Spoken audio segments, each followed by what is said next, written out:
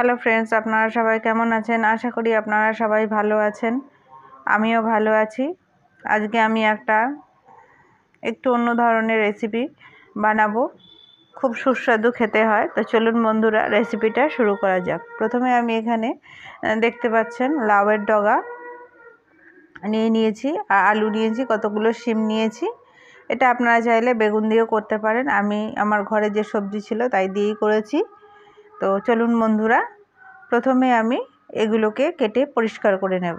তো লাউয়ের ডাঁটাগুলো আর পাতাগুলো আলাদা করে নিয়েছি, কেটে ধুয়ে পরিষ্কার করে নিয়েছি। আলু কেটে নিয়েছি লম্বা লম্বা করে, আর শিমগুলো টুকরো করে কেটে নিয়েছি।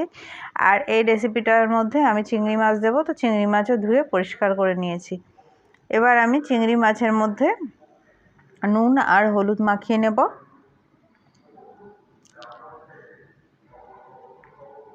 এরপর আমি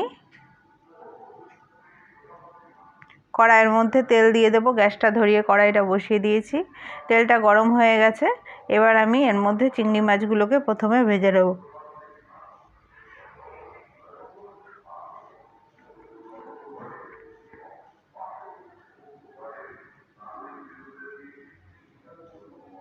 চিংড়ি মাছগুলোকে ভেজে নিলাম। এবার আমি চিংড়ি মাছগুলোকে তুলে নেব।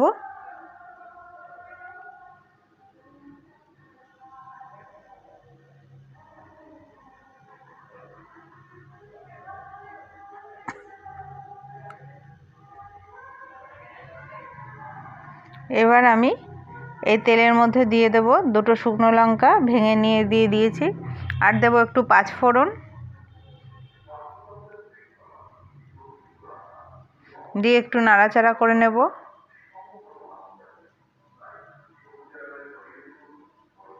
এরপর আমি প্রথমে এর মধ্যে আলুগুলোকে দিয়ে একটু আলুগুলোকেও ভাজবো।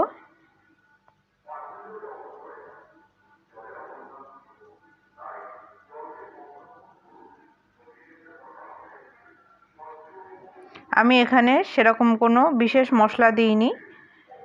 এরপর দিয়ে দেবো কেটে রাখা শিমগুলো দিয়েও নাড়াচাড়া করে নেব, আর দেবো 4টে কাঁচা লঙ্কা চিড়ে। আমি এই কারণে সেরকম কোনো মশলা দিইনি, লাউ শাকের একটা নিজস্ব টেস্ট থাকে, তো মশলা দিলে সেই টেস্টটা নষ্ট হয়ে যাবে।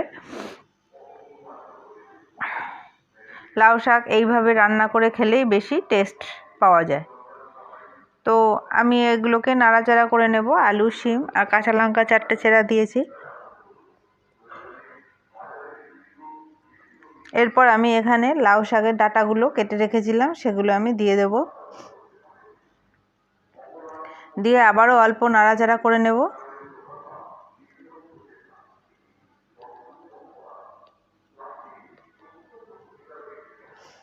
এবার আমি লাউ শাকের পাতাগুলো কুচিয়ে রেখেছিলাম, সেটাও আমি দিয়ে দিলাম। দিয়ে ঢাকনা দিয়ে 5 মিনিট রান্না হতে দেব।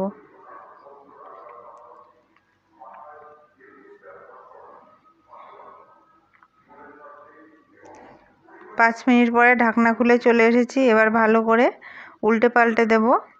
আমি এখানে আলাদা কোনো জল অ্যাড করিনি, লাউ শাকের থেকে যে জল বেরোবে তাই দিয়ে সমস্ত সবজিগুলো সিদ্ধ হবে। তো এবার আমি দিয়ে দেবো এর মধ্যে স্বাদ মতন লবণ, আর দিয়ে দেবো হলুদ গুঁড়ো পরিমাণ মতন।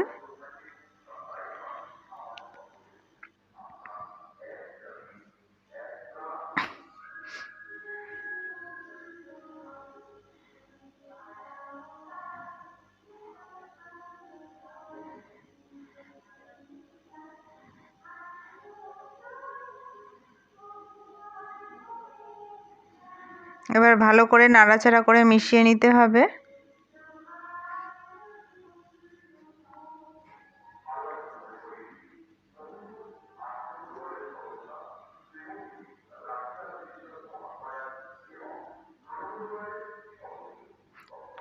নাড়াচাড়া করে আবারও একটু ঢেকে দেবো, যেহেতু এর মধ্যে এখনও জল রয়েছে, জলটাকে পুরো শুকিয়ে নিতে হবে। আবারও 5 মিনিট পরে গ্যাসটা আমি কমিয়ে দিয়েছি। 5 মিনিট পরে আবার চলে এসেছি। এবার দেখুন বন্ধুরা, মোটামুটি হয়ে এসেছে। এর মধ্যে জলও শুকিয়ে গেছে, কালারটাও চেঞ্জ হয়েছে। এর মধ্যে আমি একটু চিনি দেব। এইরকমভাবে লাউ শাক ডাঁটা রান্না করলে এর মধ্যে একটু চিনি দিলে টেস্টটা খুব সুন্দর হয়।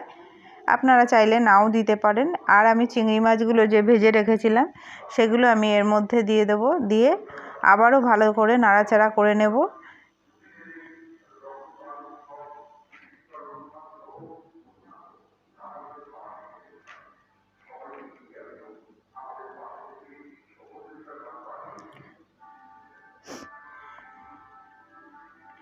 এইভাবে লাউ শাকের ডাঁটা দিয়ে চচ্চড়ি রেডি হয়ে গেছে। ভিডিওটা ভালো লাগলে লাইক করে দিয়ে পাশে থাকবেন। আর আপনারাও কমেন্টের মাধ্যমে জানাবেন যে আপনারা কিভাবে লাউ শাক রান্না করেন। আর এইভাবে অবশ্যই একবার বানিয়ে খেয়ে দেখবেন, খুব সুন্দর খেতে লাগে। আজকের মতন এখানেই শেষ করলাম।